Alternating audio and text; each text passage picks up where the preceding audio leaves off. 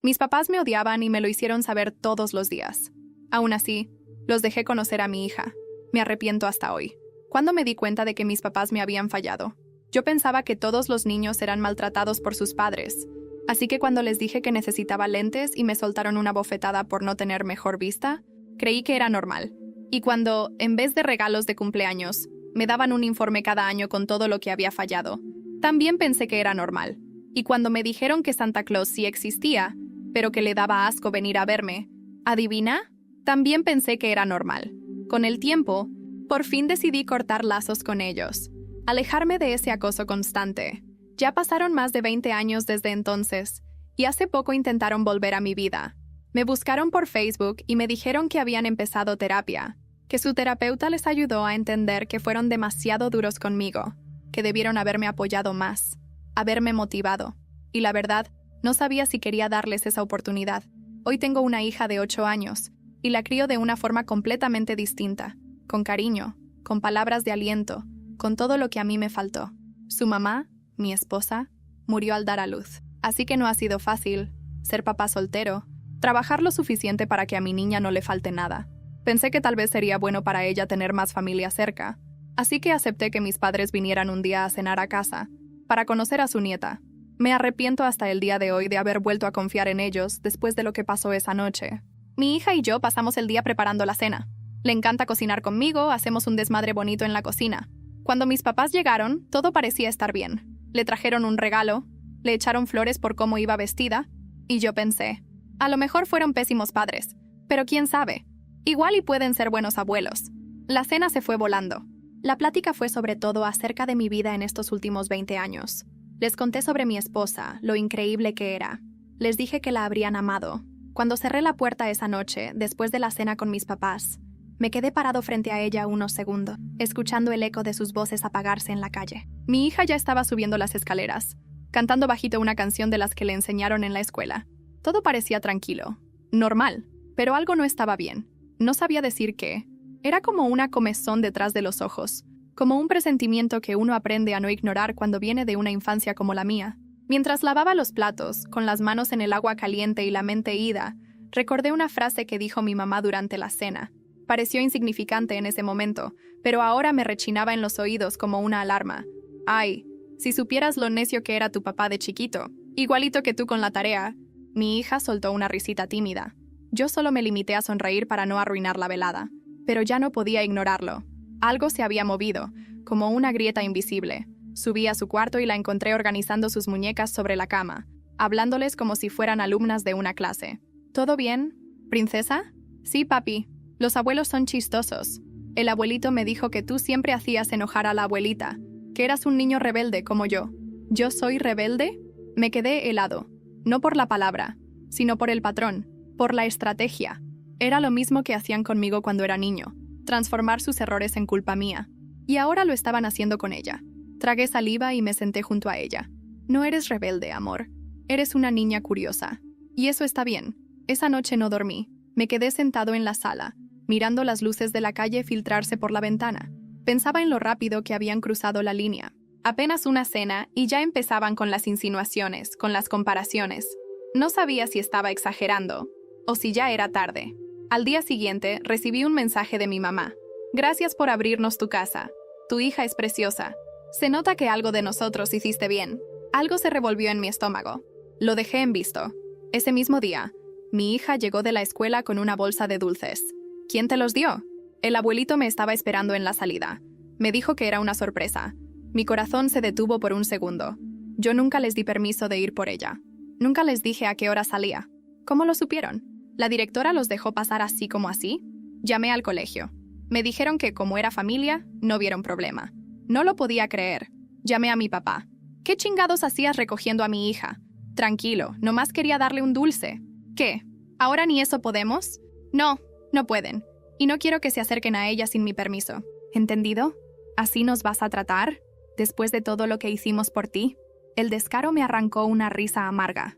Todo lo que hicieron por mí. Sí, como los gritos, los golpes, las humillaciones. Todo eso que me hizo prometer que mi hija tendría una vida distinta. Esa noche, noté que mi hija estaba callada durante la cena. Empujaba el arroz con el tenedor. sin decir nada. ¿Qué pasa, amor? Nada. Pero luego lo dijo, bajito. ¿Tú también me vas a dejar si me porto mal? Se me rompió el alma. ¿Quién te dijo eso? La abuelita. Dijo que tú te fuiste porque te portaste mal con ellos, que si yo hago lo mismo tú también te vas a ir. Se me nubló la vista. Me agaché para abrazarla temblando por dentro. No podía creer que estuvieran haciendo eso. Tan rápido, tan directo. Ya no eran insinuaciones. Eran amenazas disfrazadas de amor. Tenía que hacer algo. No podía permitir que la historia se repitiera. Esa noche, instalé una cámara discreta en la sala. No porque esperara algo, pero porque ya no confiaba en nadie. Quería saber, ver con mis propios ojos, si mi paranoia tenía razón de ser. No pasó ni una semana para que la respuesta llegara. Y lo que vi en el video me hizo dejar de respirar por unos segundos. No sé cómo describir lo que sentí cuando vi el video por primera vez. Me temblaban las manos. Estaba solo, sentado frente a la laptop, con el volumen bajo por si mi hija despertaba. Eran casi las 3 de la mañana. Mi papá y mi mamá habían venido esa tarde solo de paso, según dijeron. Yo estaba en el estudio, terminando unos pendientes del trabajo, y mi hija jugaba en la sala. No escuché nada raro, ningún grito, ningún llanto, solo risas esporádicas. Pero el video contaba otra historia. Mi mamá se agachó frente a mi hija y con la voz dulce que solo usaba cuando quería manipular, le dijo: «Tu papi te quiere mucho, pero hay cosas que todavía no entiende. A veces los papás tienen miedo, y por eso se alejan». Mi hija la miraba, confundida. ¿Miedo de qué? Miedo de amar bien, porque cuando era niño, él no sabía obedecer, no sabía escuchar. Igual que tú a veces. ¿Te acuerdas que ayer te pedimos que no ensuciaras la mesa y lo hiciste? Mi hija asintió, bajando la cabeza. Mi mamá le levantó el mentón con un dedo. Eso no es malo, pero tienes que entender que si no cambias, tal vez algún día también te deje. La cámara captó cómo mi papá, en el sillón, asentía con la cabeza. Tu papá es bueno, pero es frágil, agregó. A veces no sabe qué hacer. Por eso estamos nosotros aquí, para ayudarte a que él no se canse de ti. Pausa. Un silencio incómodo. Luego le dio una galleta y le acarició el cabello. Yo me quedé helado. Estaban programándola, metiéndole en la cabeza exactamente el mismo guión que usaron conmigo. El miedo al abandono, la culpa por ser difícil, la promesa de que el amor se gana portándose bien. Fui directo al cuarto. No dormí. Solo esperaba el amanecer para tomar una decisión. Al día siguiente, los cité en una cafetería cerca de la colonia, una pública, para no perder el control. Cuando llegaron, sonrieron como si nada. Se sentaron frente a mí. Se acomodaron como si estuviéramos por ponernos al día. Yo tenía el celular en la mano. ¿Qué pasó, hijo? Quiero que escuchen algo, dije, y puse el video. No duró ni 5 minutos. Lo detuve justo cuando mi mamá decía lo del cansarse de ella. Mi mamá cruzó los brazos. Mi papá me miró como si no entendiera. ¿Estás espiándonos?, soltó, indignado. Estoy protegiendo a mi hija, respondí. ¿Así nos pagas después de todo lo que hicimos por ti? Sí, dije con rabia contenida. Así les pago por haberme roto durante años, y ahora querer repetirlo con ella. Mi mamá se inclinó sobre la mesa. Solo intentábamos educarla. Tú la tienes muy consentida. Va a crecer débil. Prefiero que sea débil y feliz, a fuerte y llena de miedo, como me criaron ustedes. Nos quedamos en silencio. La gente alrededor ni siquiera nos volteaba a ver. México está tan acostumbrado al drama familiar que lo ignora. No quiero que vuelvan a verla. No más visitas, no más regalos, no más contacto. Mi papá se levantó de golpe. No puedes separarnos de nuestra nieta. Es ilegal. No tienen custodia. No tienen ningún derecho legal. Y si se atreven a acercarse a ella otra vez, voy a demandarlos por acoso psicológico infantil. Tengo todo grabado. Mi mamá empalideció. Estás exagerando. Ojalá, respondí, y salí del lugar sin mirar atrás. Esa noche le conté a mi hija que los abuelos iban a dejar de visitarnos por un tiempo. No le dije por qué. Solo le dije que papá estaba cuidando que todo estuviera bien. Ella me abrazó y no preguntó más. Durante semanas, todo pareció calmarse, pero algo cambió en ella. Se volvió más callada, más atenta a mis gestos, como si midiera cada palabra antes de decirla, como si esperara que yo también me quebrara. Yo no podía permitirlo. Fue cuando decidí buscar una terapeuta infantil. Se llamaba Carolina, especialista en trauma familiar. La primera vez que hablé con ella por teléfono, sentí que tal vez algo podía cambiar. Agendamos una cita. Iba a ser el siguiente miércoles por la tarde, pero el lunes siguiente, cuando fui a recoger a mi hija a la escuela, no estaba. La maestra me dijo que la abuelita había llegado antes y que se la había llevado porque tú no llegabas. Me paralicé. Empecé a sudar frío. Sacudí la cabeza. ¿Qué abuelita? ¿Quién autorizó eso? Pues... la misma de la otra vez. Ella firmó. La reconocimos. Yo no podía respirar. Marcaba el número de mi mamá. Sonaba apagado. El de mi papá también. Mi hija... desaparecida. Sentí un zumbido en los oídos como si el mundo hubiera dejado de sonar con claridad. Solo escuchaba mi respiración entrecortada, el golpeteo del corazón en la garganta. Mi hija no estaba. Se la habían llevado, mis padres, después de que les prohibí acercarse. Salí corriendo de la escuela sin decir nada más. No sabía a dónde ir, no sabía qué hacer. Solo manejé sin rumbo, marcando sus teléfonos una y otra vez, apagados, sin señal. Paré en una gasolinera. Me recargué contra el volante y grité. Grité como un animal herido. Una señora que pasaba se asustó. Me miró raro. Me pidió que me calmara, pero no podía. ¿Cómo se supone que alguien se calma cuando su hija de 8 años ha sido llevada sin permiso por las mismas personas que le destruyeron la infancia? Llamé a la policía. Fui a la delegación más cercana en Coyoacán. Hice la denuncia. Sustracción de menor por familiares sin tutela. Tomaron mis datos. Les mostré el video. Les mostré los mensajes, las advertencias. Me dijeron que iban a emitir una alerta local, pero que al ser los abuelos había muchas zonas grises. ¿Zonas grises? Les dije que no podían verla. Están manipulando a mi hija. La están dañando. Uno de los oficiales me puso una mano en el hombro, con esa condescendencia institucional que te dan cuando quieren que dejes de gritar. Vamos a buscarla, señor. Pero también debe considerar que... a lo mejor la niña está bien. Tal vez no es un secuestro como tal. Son sus abuelos, ¿no? Ustedes no tienen ni idea, le dije, bajito, con los dientes apretados. Si supieran lo que ellos me hicieron, no me estarían diciendo eso. Salí de ahí con una copia de la denuncia y un vacío en el estómago. Lo primero que hice fue ir a su vieja casa, donde vivieron por años en Álvaro Obregón. Pero ya no vivían ahí desde hacía tiempo. Los vecinos me dijeron que se habían mudado hace un año. Les pregunté si sabían a dónde. Una señora, la que vivía al lado, dijo que mi papá pasaba de vez en cuando por una bodega que tenía cerca de la central de abasto. Fui directo. Ahí estaba. La camioneta blanca. La reconocí al instante. Toqué la puerta del lugar como un demente. Grité sus nombres. Golpeé con el puño. ¡Salgan, hijos de la chingada! ¡Díganme dónde está mi hija! Nadie respondió. Pero escuché movimiento adentro. Me fui. No podía entrar sin orden. Pero ya sabía dónde estaban. Llamé a una abogada. Era amiga de un viejo compañero de universidad. Me recomendó a Sofía, especialista en derecho familiar. Le expliqué todo. Me dijo que lo que hicieron era grave, pero que los jueces eran lentos. Que si yo iba directamente y trataba de sacar a la niña, podía meterme en problemas. Tienes que hacer las cosas bien, si quieres protegerla legalmente, me dijo. Pero te ayudo a meter un amparo urgente. Lo vamos a acelerar. Pasaron 2 días sin saber de ella. 2 días sin dormir, sin comer, sin saber si mi hija pensaba que la abandoné, o peor, si la estaban castigando por mi culpa. Me imaginaba sus ojos buscando los míos, su voz preguntando si yo la iba a dejar, justo como ellos le habían dicho. El tercer día, llegó el correo que me destruyó el alma.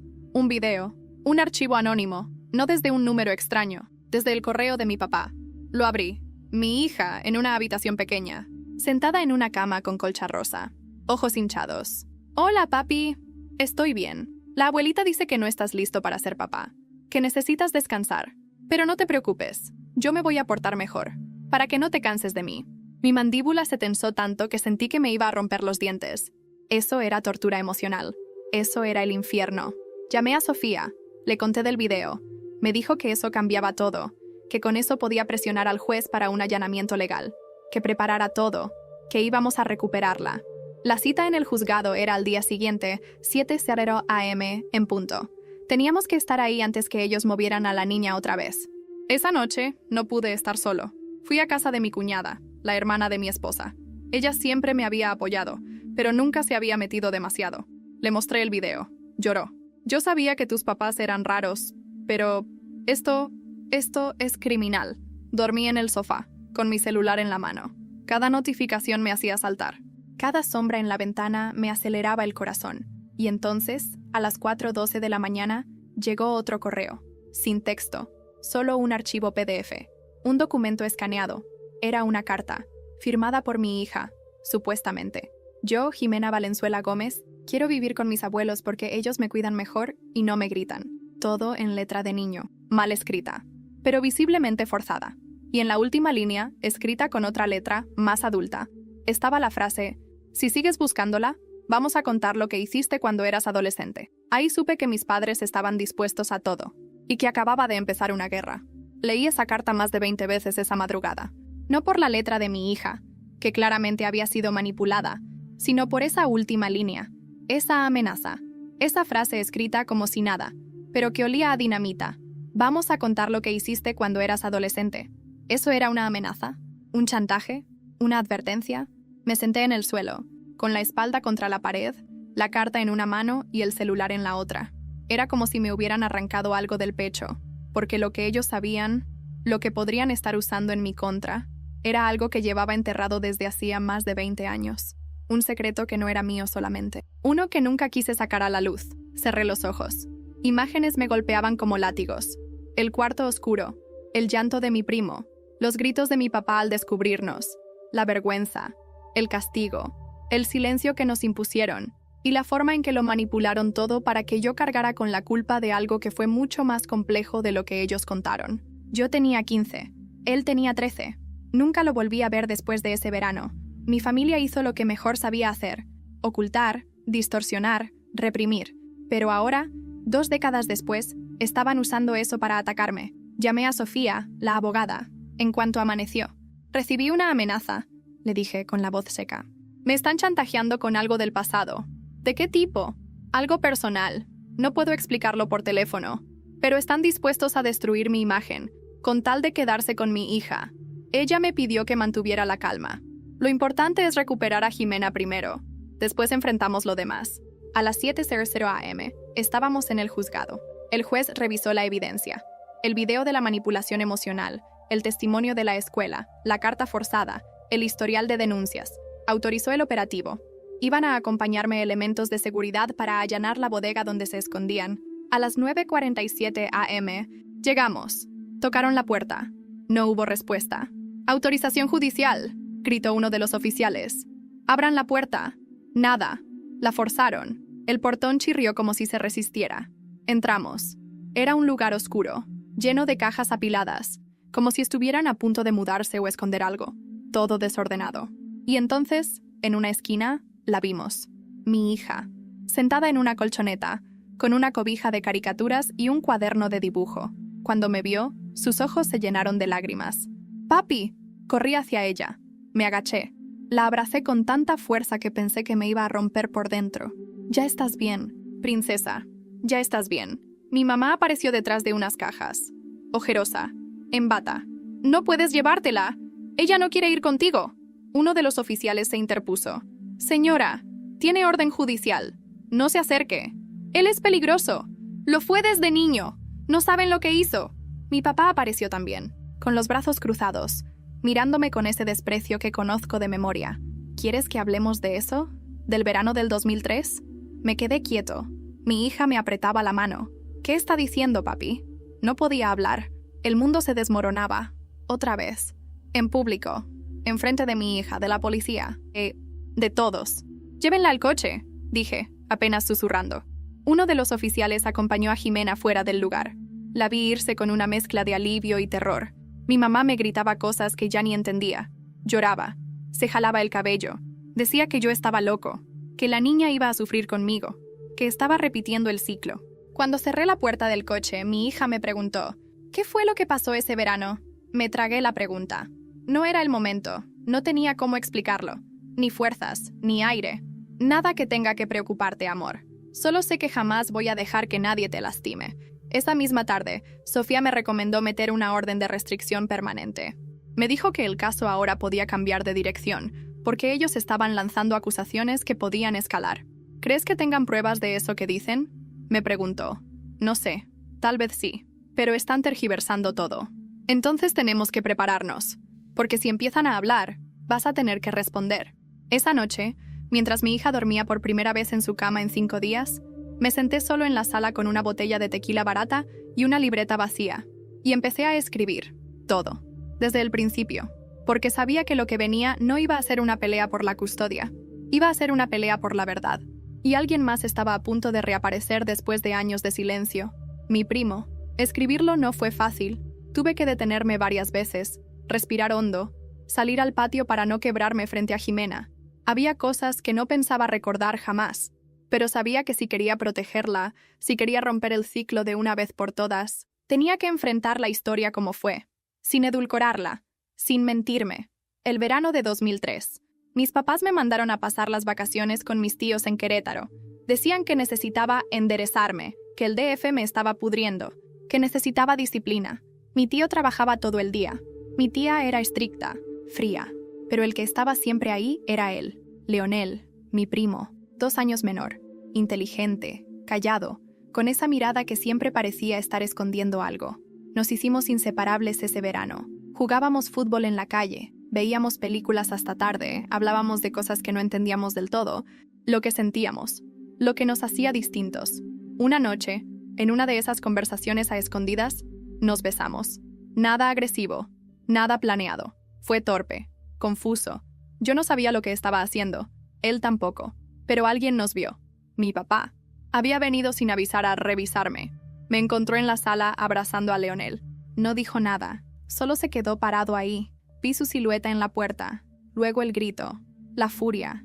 Nos separó a empujones. Me golpeó. A él lo insultó. Dijo que yo lo había corrompido, que ya sabía que yo era una vergüenza, que eso pasaba por darme libertades. Al día siguiente, me regresaron al DF. Nunca más vi a Leonel. Nunca más se habló del tema. Mis papás lo convirtieron en una sombra, un secreto sucio. Usaron eso para controlarme por años, siempre con frases envenenadas como: acuérdate de lo que hiciste. No quieres que la familia se entere, ¿verdad?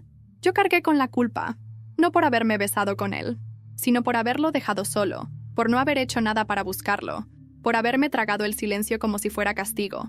Ahora ellos estaban usando eso contra mí, y él, Leonel, era el único que podía desmentirlos, o hundirme. Pasé toda la noche buscando su nombre en redes sociales. Nada.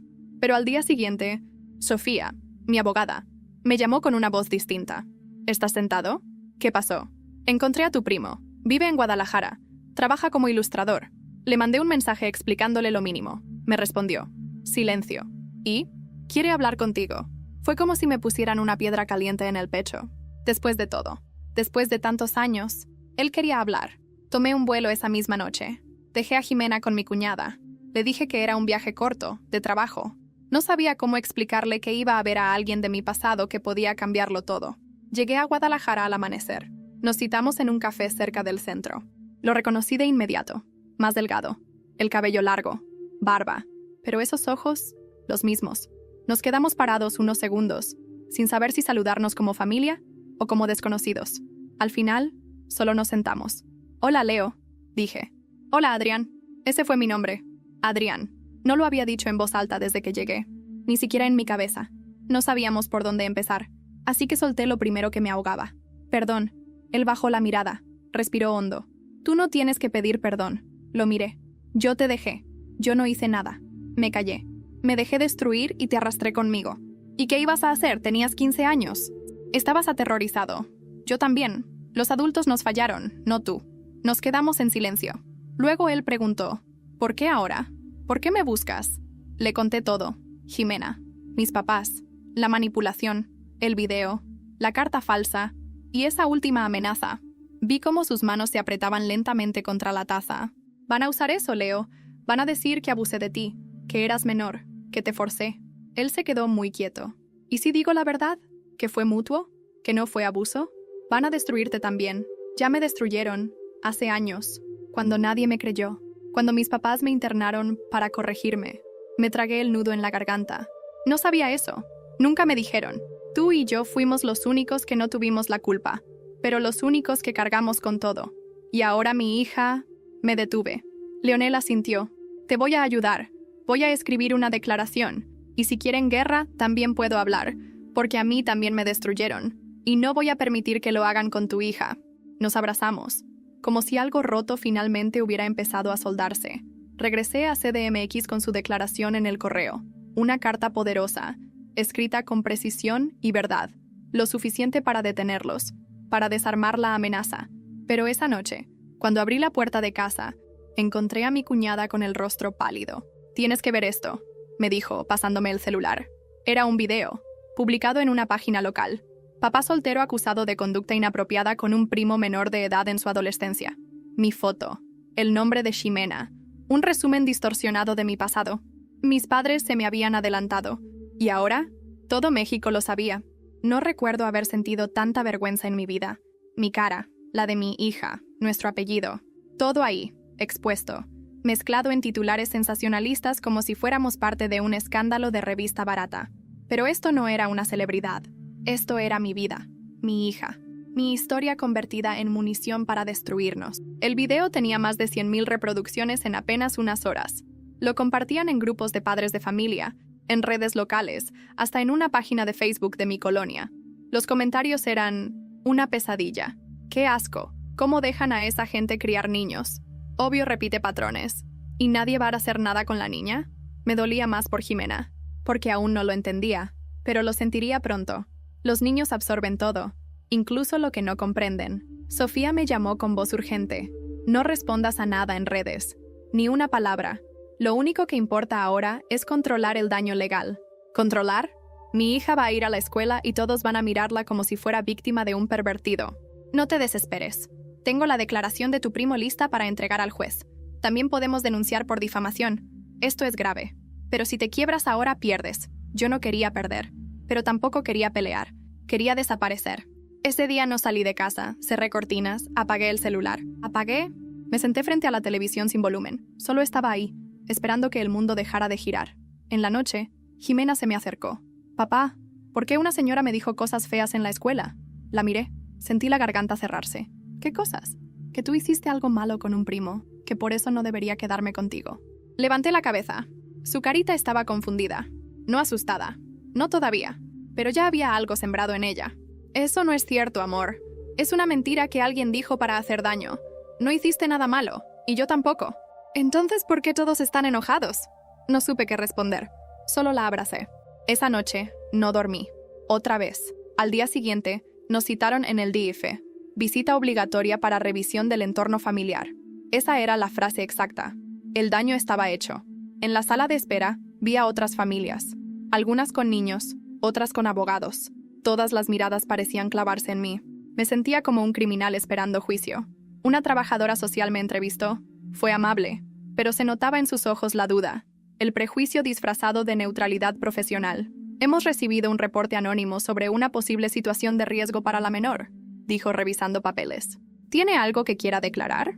«Sí, que mis padres están manipulando la información para vengarse, que han mentido, distorsionado y que tienen un historial comprobado de abuso emocional». Le entregué el video de la manipulación. Le di la declaración firmada por Leonel. Le mostré la denuncia previa. Ella anotó todo. Me dijo que necesitaban hacer una visita domiciliaria, que Ximena debía ser evaluada por una psicóloga del DIF. Salimos de ahí en silencio. En el coche, Ximena me preguntó: «¿Me vas a llevar con otra familia?» «¿Qué?» «Claro que no, porque la psicóloga dijo que a veces eso pasa cuando un papá está enojado o está triste». Se me hizo un nudo en la garganta. «Nadie te va a separar de mí, princesa. Te lo prometo». Pero en mi cabeza, la promesa ya no valía nada. Todo pendía de un hilo, y no tenía forma de saber qué tan fuerte iba a ser el siguiente golpe. Esa noche, mientras intentaba calmarla y meterla a la cama, sonó el timbre. Miré por la mirilla. 2 patrullas, 3 agentes, y una mujer del DIF con una carpeta en la mano. Abrí la puerta. El corazón me latía en el cuello. «¿Adrián Valenzuela Gómez?», dijo uno de los agentes. «Sí. Tenemos una orden preventiva para llevar temporalmente a la menor Ximena Valenzuela a un centro de resguardo, en lo que se determina su situación familiar». Sentí que me arrancaban el alma. «No, no pueden hacer eso. Ella está bien. Está conmigo. Tiene derecho a apelar. Pero por ahora, tiene que dejarla ir». Ximena salió del cuarto. Vio a los policías. Se acercó corriendo a mí. «Papá, no quiero ir. ¡No quiero!». Me arrodillé. La abracé con toda mi fuerza. «Escúchame bien, amor. Esto no va a durar. Voy a traerte de vuelta. Lo juro por todo lo que soy. Confía en mí». Me la quitaron de los brazos. Se la llevaron. La escuché gritar mi nombre hasta que la patrulla arrancó. Me quedé solo, de rodillas, llorando. Y entonces, en la oscuridad, sonó mi celular. Era un número desconocido. Contesté. «¿Adrián? ¿Quién habla?» «Soy tu madre. Ya basta de esta guerra. Queremos hablar, pero esta vez con condiciones. Y tú vas a escucharnos». Esa llamada me dejó paralizado. Mi madre hablaba con un tono que no escuchaba desde que era niño. No era ira, no era súplica. Era algo peor. Control disfrazado de calma. Como si todavía creyera que podía manejarme con palabras medidas y frases cargadas de veneno. «Quiero que nos veamos», me dijo. «Sin abogados, sin cámaras, solo tú y nosotros». ¿Para qué? Porque tú necesitas entender ciertas cosas. Y nosotros también. Si no nos escuchas, no tienes idea de lo que va a venir. Me reí. Una carcajada rota. Ella no respondió. ¿De verdad crees que tengo algo que entender de ustedes? ¿Después de lo que me hicieron a mí y ahora a mi hija? Las cosas no son tan simples, Adrián. No, mamá. Son clarísimas. Ustedes están jodidos y están desesperados. Pero la próxima vez que se atrevan a usar mi pasado para tocar a mi hija, no me detengo hasta verlos tras las rejas. Si nos denuncias, vas a tener que contar toda tu historia. ¿Estás listo para eso? Ahí estaba. La amenaza velada. Otra vez. Colgué. Pero no podía ignorar lo que ella dijo. Si yo no tomaba el control de esta narrativa, ellos lo harían. Y ya habían empezado. Esa noche hablé con Sofía. Le conté de la llamada. Pueden tener más cosas escondidas, le dije. No sé hasta dónde están dispuestos a llegar. Lo están empujando todo al límite, Adrián. Y cuando la gente está arrinconada, se vuelve peligrosa. Quieren hablar. A solas. No recomiendo eso. Pero si decides hacerlo, no vayas sin algo que te respalde. Yo puedo estar cerca, a unos metros, grabando desde un auto. Lo pensé. Mucho. Al final, accedí. Nos citamos en una vieja cafetería en Mixcoac, la misma donde solían llevarme cuando era niño después de mis supuestos buenos comportamientos. Era simbólico, claro, como si ellos quisieran regresar al punto de partida. Entré primero. Me senté en una mesa al fondo. Sofía estaba en un coche afuera, grabando con una cámara escondida. Ellos llegaron juntos. Mi madre con el cabello más blanco, mi padre con el mismo porte altivo. Se sentaron frente a mí sin decir palabra. ¿Qué quieren? Mi padre fue directo. Queremos que retires la denuncia, que pares todo, que dejes que Ximena vuelva a tener contacto con nosotros. Me eché hacia atrás, cruzado de brazos. ¿Y a cambio de qué? Mi madre sacó un sobre manila. Lo puso sobre la mesa. Aquí están todos los archivos que recopilamos, fotos, cartas, todo lo relacionado con ese verano. Si haces lo que pedimos, desaparecen. Nadie más los verá. No lo abrí, ni lo toqué. Ya tengo la declaración de Leonel, dije. Ahí, por primera vez, vi que mi madre dudó. Se le escapó un leve parpadeo de sorpresa. No importa, dijo mi padre rápidamente. Él no es confiable. Está enfermo. No está enfermo, contesté con firmeza. Él fue una víctima, como yo. Mi madre me miró por varios segundos. ¿Tú crees que nosotros hicimos lo que hicimos por maldad? ¿Que no sabíamos lo que era criar a un niño confundido, emocional, quebrado? No sabían, y no les importó. Y eligieron el castigo, eligieron el miedo. Porque eso fue lo que nos enseñaron, soltó ella por primera vez perdiendo el tono. Y tú nunca lo entendiste. Mi padre puso la mano sobre la mesa. Esta es tu última oportunidad, Adrián. Si no aceptas esto, vamos a contar todo. Públicamente. Vamos a llegar a donde tú no quieras que lleguemos. Entonces háganlo. Porque si creen que voy a quedarme callado mientras destruyen la vida de mi hija como hicieron con la mía, no me conocen en absoluto. Me levanté. Tomé el sobre. Pero no como muestra de sumisión. Lo levanté para que todos lo vieran. Todo esto, va a servir como prueba del chantaje que están cometiendo. Ustedes no me destruyen, porque ya no soy ese niño. Salí sin mirar atrás. Sofía me llamó minutos después. Todo quedó grabado. Perfecto. Con eso tenemos no solo un caso sólido de difamación, sino también de coacción. Podemos obligarlos a retractarse públicamente. Esa misma semana, supe que el DIF estaba evaluando el caso con urgencia. El video, la declaración de Leonel, la grabación del chantaje, todo empezaba a pesar. Pero entonces, justo cuando parecía que había una luz, Sofía me llamó con voz temblorosa. «Adrián, tienes que sentarte». «¿Qué pasó?» «Acaban de recibir una denuncia por abuso infantil. Anónima. Pero viene con fotos tuyas abrazando a Ximena. Manipuladas. Están pidiendo que no te restituyan la custodia». Sentí que el aire me abandonaba. ¿Fotos de qué tipo? De ustedes en casa, sacadas del contexto, retocadas. Y lo peor, es que están llegando a medios de comunicación, una guerra sucia. Y esta vez estaban jugando sucio de verdad. Me senté en el borde de la cama, con el celular en la mano, viendo una y otra vez las imágenes que me acababan de enviar. Eran fotos de mí y Ximena. Momentos normales. Ella sentada en mis piernas viendo una película, abrazándome en la cocina, durmiendo abrazada a mí después de una pesadilla. Instantes reales.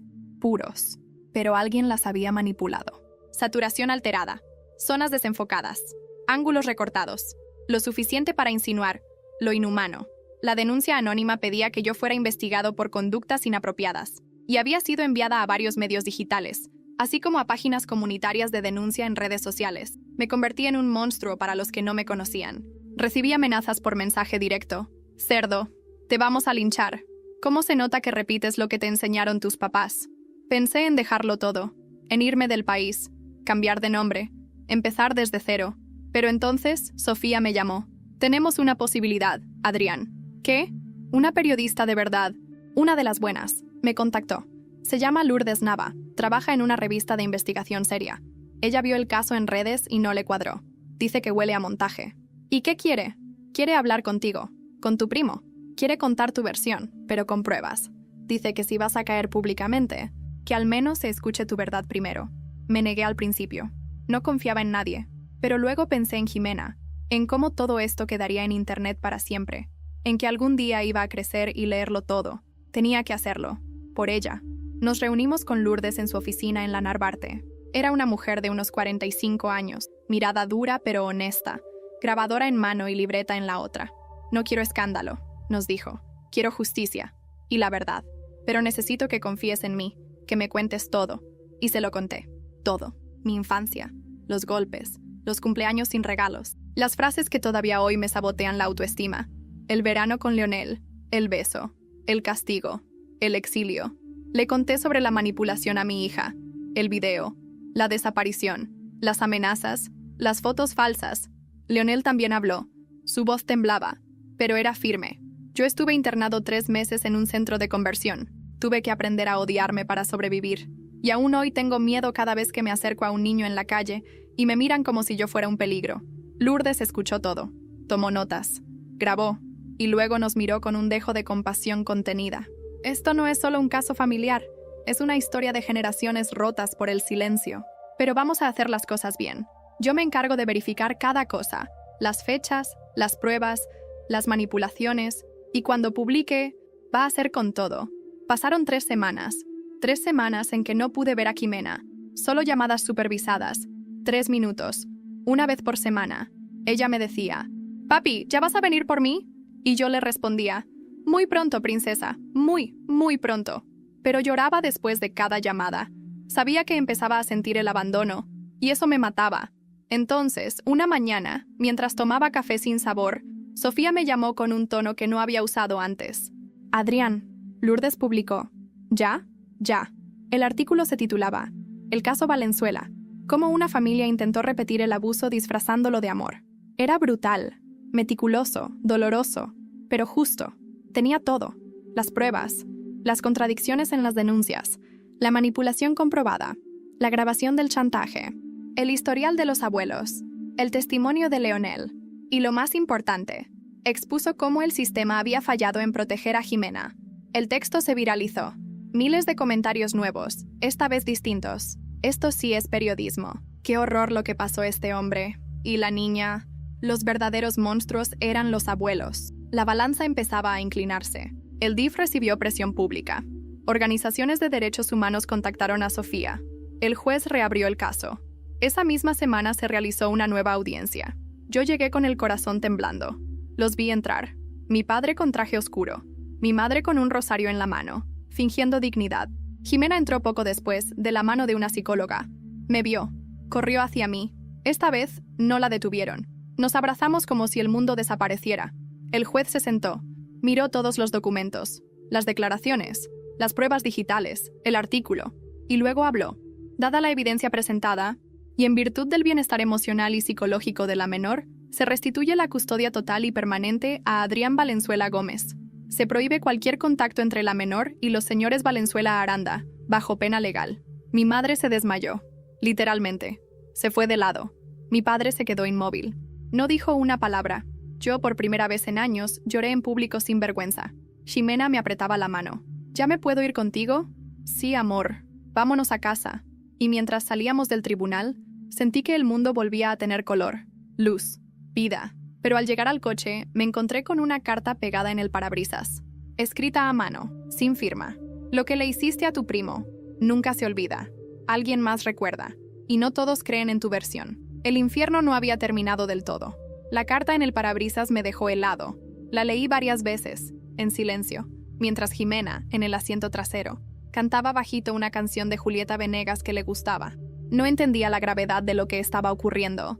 No sabía que una simple hoja de papel podía pesar tanto como una piedra. Lo que le hiciste a tu primo nunca se olvida. No estaba firmada. No había nada más. Solo esas frases, insinuaciones. Me pregunté si era real, si venía de alguien que realmente sabía algo. ¿Otro familiar? ¿Un vecino? ¿Un excompañero? ¿Un completo extraño que había leído la historia y creía más en los rumores que en los hechos? Lourdes, la periodista, me había dicho: las historias públicas no se apagan con la verdad, se diluyen, pero el ruido siempre queda. Aprende a vivir con eso sin dejar que te ahogue. Pero esto no era ruido, era una amenaza. Esa noche, después de llevar a Jimena a la cama, me senté frente al escritorio con la carta en una mano y el celular en la otra. Pensé en llamar a Leonel, preguntarle si alguien más sabía, si había contado su versión completa a alguien, pero no lo hice. Ya había arriesgado mucho por mí. No iba a exponerlo más. En lugar de eso, decidí enfrentar el miedo de frente.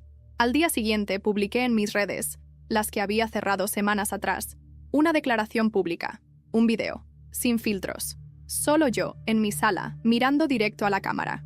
Mi nombre es Adrián Valenzuela. Soy padre de una niña maravillosa de 8 años, Jimena. He sido acusado, perseguido y difamado por personas que durante años controlaron mi vida con miedo. Fui víctima de abuso emocional, de manipulación y de chantaje. Y hace poco, intentaron repetir ese ciclo con mi hija. No voy a permitirlo. Mi historia está ahí fuera. La verdad está documentada. Y si alguien más, quien sea, tiene algo que decir, que lo haga con pruebas. Pero no voy a seguir viviendo escondido por algo que no fue mi culpa y que nunca debería haber sido un secreto en primer lugar. El video se viralizó en menos de 24 horas. Y para mi sorpresa, el apoyo fue abrumador. Cientos de mensajes. Padres, profesores, personas que habían vivido cosas similares. Algunos en silencio por años, otros con rabia acumulada. Pero también aparecieron otros mensajes. Uno, en particular, me hizo temblar. Yo también estuve ese verano en Querétaro. Yo vi lo que pasó. Y no fue solo un beso. ¿Quieres que lo cuente? No tenía nombre. No tenía foto, pero el mensaje me golpeó como un mazo. ¿Quién era? ¿Inventaba? ¿Decía la verdad? ¿Qué quería? Mandé el mensaje a Sofía y a Lourdes. La primera me dijo que no respondiera, que no valía la pena reabrir la herida, que si alguien tenía algo real, que lo presentara con nombre y apellido. Pero Lourdes pensó distinto. Hay algo aquí que no cierra. Tal vez no es un testigo real, pero si lo es, necesitamos saber quién es o qué busca. Los días siguientes fueron una mezcla de paz doméstica y paranoia digital. Llevaba a Jimena a la escuela. Cocinábamos juntos. Íbamos al parque. Recuperábamos pedacitos de la vida que nos habían robado. Pero cada vez que sonaba el celular, el corazón se me detenía. Hasta que un día recibí un correo. Asunto: tú sabes quién soy. Y en el cuerpo del mensaje: Querétaro, verano, el otro chico, no eras tú el único. Y un número de teléfono. Solo eso. La paranoia me mordía el cuello. Le escribí a Leonel. Le conté lo mínimo. Él tardó en responder. Horas después, me llamó. Adrián, hay algo que nunca te conté. Me quedé mudo. No eras tú el único chico con el que me pasó algo ese verano. Después de que tú te fuiste, alguien más lo intentó. Alguien más. Mayor. La sangre me abandonó el cuerpo. ¿Quién? Un vecino. Tenía 17. Era hijo de un amigo de mi papá. Yo nunca dije nada. Pensé que si hablaba, iban a usarlo contra mí, que iban a decir que era yo el problema. Otra vez. Me senté en el suelo, temblando. ¿Crees que él está detrás de esto? No lo sé. Pero si ese mensaje es real, y es él, tal vez está tratando de protegerse, o de advertirte, o de hacerte caer. Me quedé en silencio. Sabía lo que venía. Esto ya no era solo sobre mis papás. Había algo más profundo, algo que dormía en ese verano, algo que habíamos ignorado por sobrevivir. Y ahora, parecía estar despertando. Justo esa noche, Jimena se despertó gritando. Una pesadilla. La abracé. Le dije que todo estaba bien, que estábamos juntos, que nadie más iba a hacerle daño, y lo creía. Pero al día siguiente, Lourdes me mandó un mensaje con una sola línea. Encontré al vecino. La noche anterior no dormí. Caminaba de un lado a otro en la sala, mirando el celular como si fuera a explotar. Lourdes me había mandado ese mensaje seco, directo, Encontré al vecino. Pasaron 20 minutos antes de que me enviara los detalles. El nombre me congeló la sangre. Santiago Rivas Ávila. Tenía ahora 35 años. Trabajaba como agente inmobiliario en León, Guanajuato. Casado. 2 hijos. Cuenta pública en Instagram. Sonrisa amplia. Frases de superación personal en los pies de foto. Un lobo disfrazado de cordero. Lourdes me explicó que después de hablar con contactos en Querétaro, algunos vecinos del pasado recordaban que Santiago era muy amiguito de los niños. Uno incluso dijo, siempre estaba solo con ellos, especialmente con uno de los primos. Creo que se llamaba Leonel. Y ahí Lourdes lo confirmó todo. Una de las fotos viejas del verano de 2003 mostraba a Santiago abrazando a Leonel en una carne asada, su mano demasiado cerca, su mirada demasiado cómoda. Todo lo que Leonel me dijo empezaba a tener otra dimensión. Volví a marcarle. Tengo un nombre, le dije. ¿Quién? Santiago Rivas Ávila. Silencio. Luego solo escuché su respiración. Y una palabra. Hijo de puta. Le conté todo. Le dije que Lourdes tenía pruebas, testimonios, gente que empezaba a hablar, que no estaba solo, que podía denunciarlo. Pero también le dije la verdad, que si no quería hacerlo, no lo forzaría. Esto no es tu batalla, Leo. Ya hiciste demasiado por mí. No, respondió con una firmeza que nunca le había escuchado. Esta vez, quiero pelear la mía. Días después, Leonel presentó la denuncia formal. Con respaldo legal, con testigos, con pruebas. Fue una bomba. La historia cambió de foco. Ahora era Santiago el centro de la atención. Y en medio de eso, la verdad sobre el verano de 2003 se desenmascaró. La carta en el parabrisas, el mensaje anónimo, todo apuntaba a él. Un intento desesperado de silenciar antes de que todo saliera a la luz. Mis padres nunca dijeron una palabra sobre él. Nunca lo mencionaron. Tal vez sabían, tal vez no. Pero la indiferencia es tan culpable como el acto. Santiago fue arrestado 2 semanas después por denuncias múltiples. No solo Leonel. Otros también hablaron. Otros también sanaron. Y yo volví a respirar. Mi caso en el DIF fue cerrado definitivamente. Las fotos manipuladas fueron desacreditadas por peritos. Las órdenes de restricción contra mis padres se volvieron permanentes. Ya no podían acercarse a Jimena ni a mí. No legalmente, no físicamente. Pero el verdadero cierre llegó de forma inesperada. Un domingo por la tarde, cuando Jimena se acercó mientras regábamos las plantas. Papi, ¿sí? ¿Por qué hay personas que hacen cosas malas y luego dicen que lo hacen por amor? Me agaché. La miré a los ojos. No supe qué responder al principio. Pero no le mentí. Porque hay personas que no saben amar bien, princesa. Porque a veces confunden el control con el cariño. Y porque les da miedo ver felices a otros, si ellos no lo fueron. Ella asintió. Su mirada era de alguien que entendía más de lo que debería a su edad. Yo no quiero ser como ellos. No lo serás. Eres libre. Y yo también. Y por primera vez, lo sentí como cierto. Pasaron los meses. Leonel se convirtió en parte activa de nuestras vidas. Jimena lo llama Tío Leo. Pintaron un mural juntos en su cuarto, una galaxia, porque ella dice que quiere que los sueños tengan espacio para volar. Yo volví a trabajar, con precaución, pero con dignidad. Y un día, decidí cerrar mis redes sociales para siempre. No por miedo, sino por paz. Y lo más importante, Jimena sonríe sin miedo. Adrián, yo, recuperé a mi hija, sané mis heridas, escribí un libro sobre todo lo que pasó, que se convirtió en una herramienta para otros sobrevivientes. Aprendí a amarme con las cicatrices y a no definirme por lo que me hicieron. Jimena, ahora tiene 9 años. Es brillante, curiosa y sabe que el amor no duele. Va a terapia cada semana. Sabe usar las palabras límite y respeto mejor que muchos adultos. Leonel, después de testificar, empezó a dar charlas sobre trauma y abuso en universidades y centros juveniles. Se convirtió en una voz poderosa para quienes nunca pudieron hablar. Su arte está lleno de dolor, pero también de luz. Santiago Rivas Ávila está en proceso judicial. Enfrenta múltiples cargos. Algunos testigos han solicitado anonimato. Otros, como Leonel, están dispuestos a ir hasta el final. Lo que ocultó por 20 años, ahora lo persigue cada día. Mis padres se mudaron de ciudad. Cortaron contacto con todos los familiares que no los defendieron. Siguen insistiendo, según supe, en su inocencia. Pero el silencio en el que viven ahora es más ruidoso que cualquier condena. Esta fue la historia de cómo decidí romper el ciclo, de cómo el dolor me convirtió en padre, en testigo, y finalmente, en hombre libre. Y si alguien más está leyendo esto, sintiéndose como yo me sentí alguna vez, no estás solo, nunca estuviste.